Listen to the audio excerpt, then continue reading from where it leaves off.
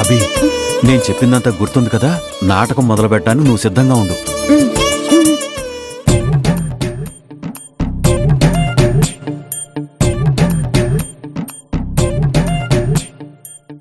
మావయ్య గారు, ఏంటమ్మా ఏంటి? రాహుల్ బాబు వస్తున్నారా? ఇంకా రాలేదమ్మా, నువ్వు వెయిట్ చెయ్యి.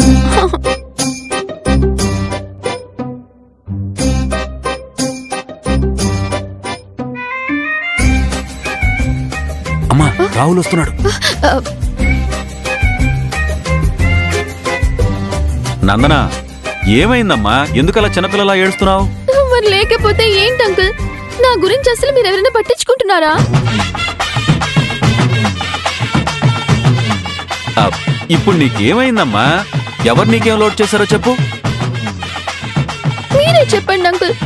ఇంట్లో కూర్చోపెట్టి కడుపు నిండా తిండి పెడితే సరిపోతుందా? నాకు కూడా బయటికి వెళ్ళాలని అనిపిస్తుంది కదా. సరదాగా బయట తిరగాలని నాకు అనిపించదా? నన్ను బయట తిప్పాలని మీరెవరైనా ఆలోచిస్తున్నారా? నేను చెప్పేది మీకు వినిపిస్తుందా?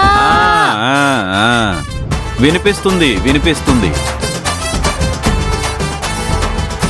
వినిపించి కూడా నా గురించి పట్టించుకోకపోతే ఎలా అంకుల్? అమ్మా నందనా, చూడు, అసలు నీకేం కావాలో క్లియర్ గా చెప్తేనే కదమ్మా మాకు కూడా తెలిసేది. ఫ్రీడమ్, ఫ్రీడమ్ కావాలంకుల్. ఓహో,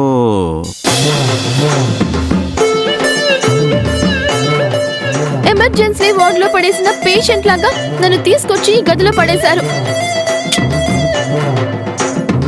నేను పేషెంట్ ని అయి ఉండొచ్చు, కానీ మరి మంచానికి అతుక్కుపోయేంత పేషెంట్ ని కాదు కదా. నాకు కూడా కాస్త బయట తిరగాలి అనిపిస్తుంది కదా. ఓహో, నందన తనని బయటికి తీసుకెళ్ళమని నాకు ఇండైరెక్ట్ గా చెప్పాలనుకుంటుందన్నమాట. దానికోసం బాగానే నాటకం ఆడుతుంది.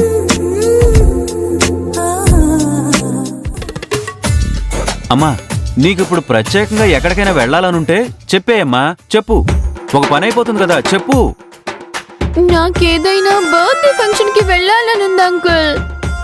అక్కడ జనాలతో సరదాగా కలిసిపోయి అక్కడ కేక్ కటింగ్ లో పాలు పంచుకొని 2 కేక్ పీసులు తిని అందరితో సరదాగా గడపాలనిపిస్తోంది.